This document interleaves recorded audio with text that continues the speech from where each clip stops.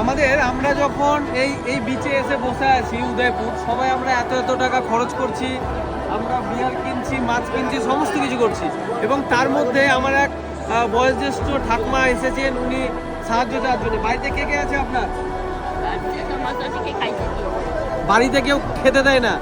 তো যাই হোক, আমার কথা হচ্ছে যে আমরা যারা এখানে আসবো, আমরা একটা বিয়ারের বোতল কম খাবো, এবং সেই টাকাটা এই দিদা দাদা মানে ঠাকমা বা যারা আসুক, এই সমস্ত মহিলারা অসহায়, এরা অ্যাকচুয়ালি এদের কেউ থাকে না, তো ওই জন্য একটা করে বিয়ারের বোতল আমরা কম খাবো এবং বাকি টাকা আমরা ওনার হাতে দিয়ে দেবো।